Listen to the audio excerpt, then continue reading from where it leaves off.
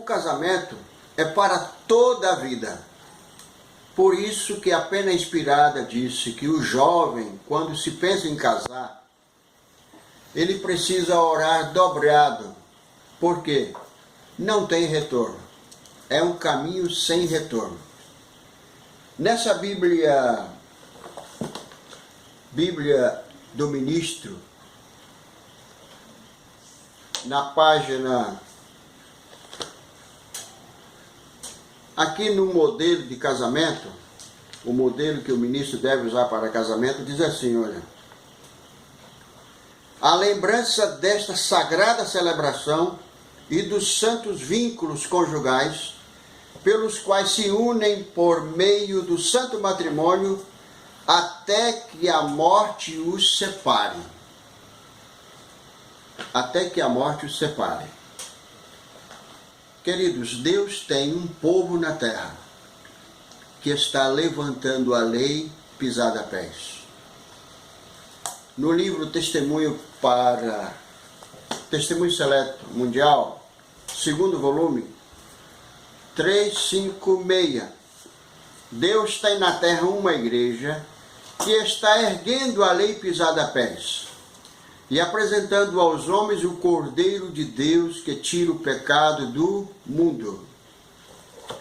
Separar um casal, o casal se separa aí, um dos cônjuges casa de novo, um casa para lá, outro casa de novo para cá. Isso é violação da lei de Deus.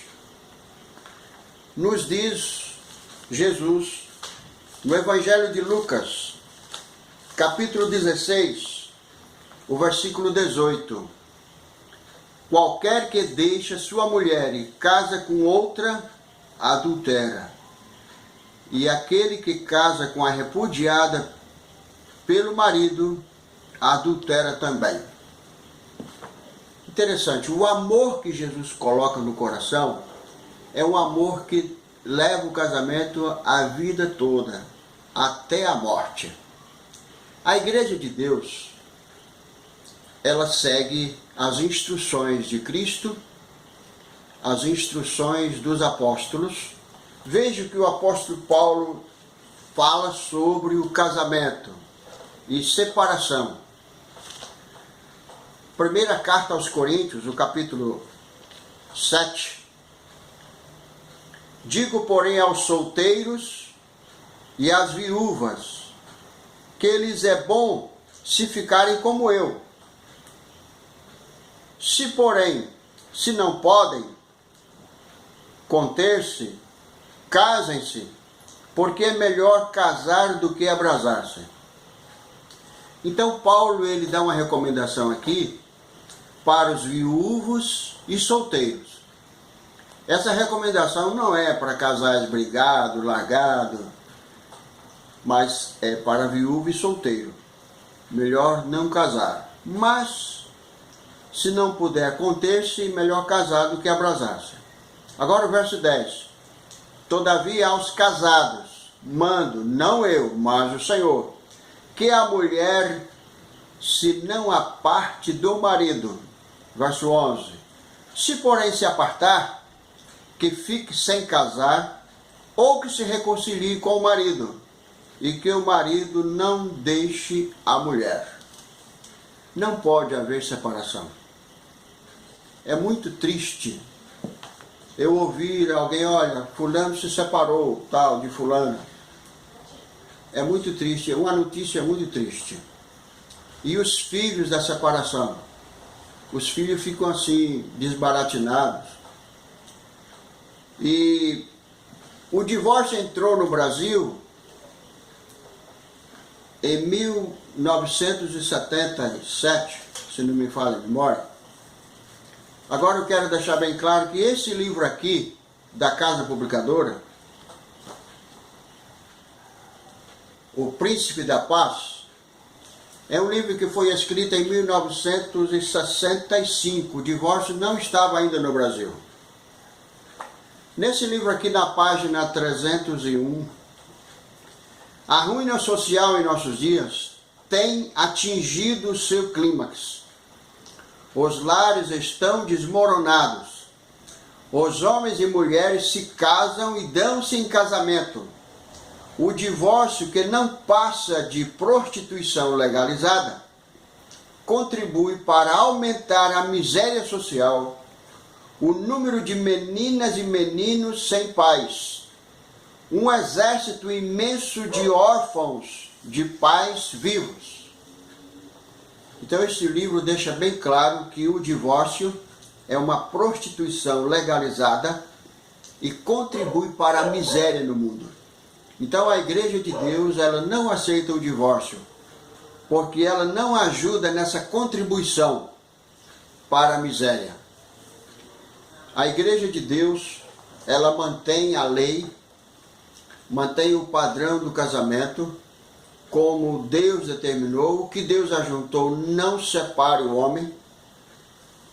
E nesse livro, Testemunho Seleto, volume 1, 576, esses votos ligam os destinos de duas pessoas, com laços que coisa alguma, senão a mão da morte, deve desatar. Então a irmã White deixou bem claro que só a morte que pode separar o casal. E Paulo também deixa bem claro aqui, no outro lugar, Romanos capítulo 7, que se a mulher deixar o marido vivo e for mulher de outro marido, ela é chamada de adúltera. Então a Igreja de Deus não é a igreja adulterina do sétimo dia. É uma igreja que segue a palavra. Romanos capítulo 7, versículo 2. Porque a mulher está sujeita ao marido enquanto ele viver. Está-lhe ligada pela lei. Mas morto o marido, está livre da lei do marido. De sorte que vivendo o marido será chamada adúltera, se for do outro marido. Mas morto o marido, está livre da lei, e assim não será chamada adúltera se for do outro marido. Quero apresentar aqui uma história interessante. João Batista, o profeta que anunciou o primeiro advento de Cristo, que abriu o caminho para Jesus, preparar um povo bem disposto para receber Jesus. Herodes disse: João, o que eu devo fazer, João, para ser discípulo teu? Diga o que eu devo fazer. João já sabia do namoro de Herodes com a menina, a sua cunhada.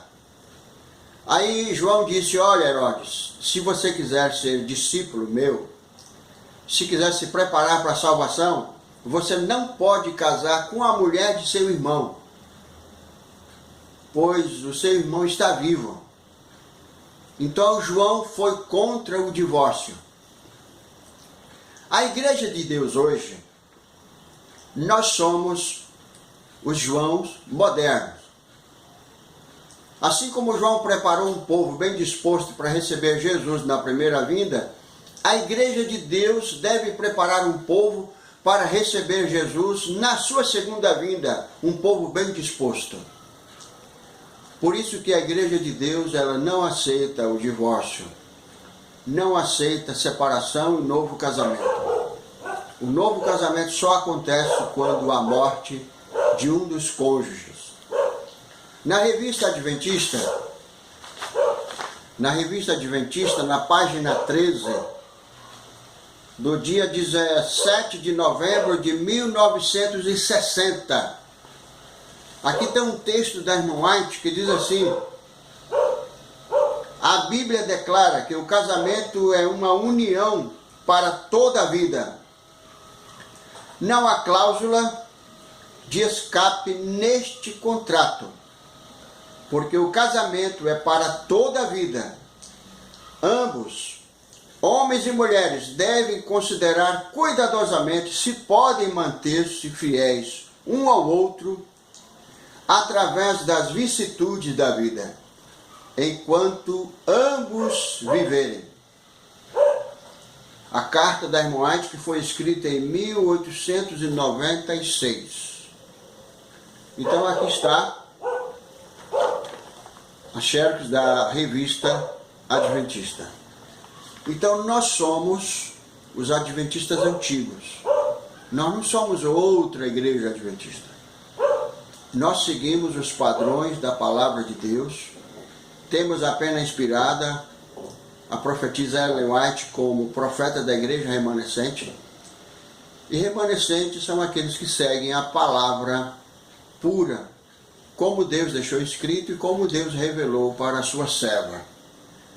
Então, que Deus possa abençoar todos os casais.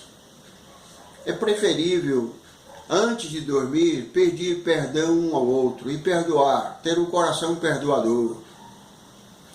Na hora do casamento, até o pastor fala assim: a sepultura dos problemas da esposa é o coração do marido, e vice-versa. Então cada um deve se perdoar antes de qualquer refeição, antes de dormir, perdoar e pedir perdão. Que Deus abençoe todas as famílias e vamos nos preparar para um mundo melhor. O amor que Deus colocou é eterno. Nada pode interromper esse amor. Que Deus abençoe.